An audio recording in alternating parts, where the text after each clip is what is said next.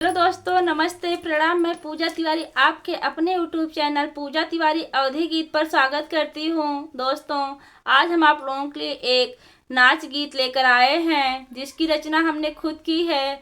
आप लोग वीडियो को लास्ट तक देखिए। पसंद आए तो लाइक, सब्सक्राइब, शेयर और कमेंट जरूर कीजिएगा। हमारे घर बिगड़ा वो मोरी नंदा, हमारे घर बिगड़ा वो मोरी नंदा। सबके सजनवा के बड़े बड़े मुछिया, सबके सजनवा के बड़े बड़े मुछिया। हमारे मुछ मुंडा ओ मोरी नंदा, हमारे मुछ मुंडा ओ मोरी नंदा। हमारे घर बिगड़ा ओ मोरी नंदा, हमारे घर बिगड़ा ओ मोरी नंदा।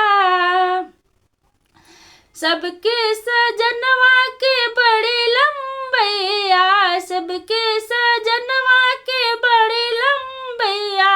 हमारे सजन बवना ओ मोरी नंदा, हमारे सजन बवना ओ मोरी नंदा। हमारे घर बिगड़ा ओ मोरी नंदा, हमारे घर बिगड़ा ओ मोरी नंदा।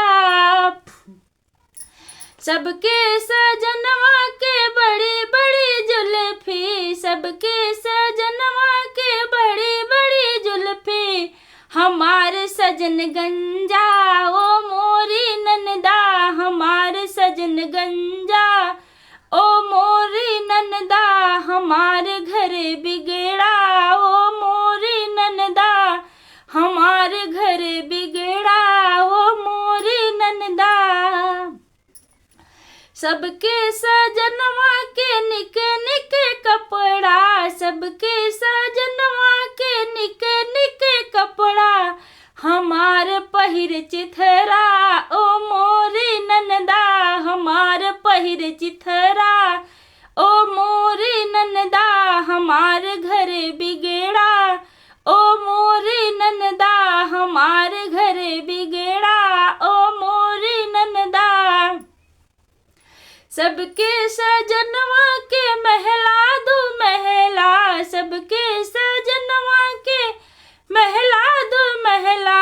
हमारे सुते झोपड़ा ओ मोरी नंदा, हमारे सुते झोपड़ा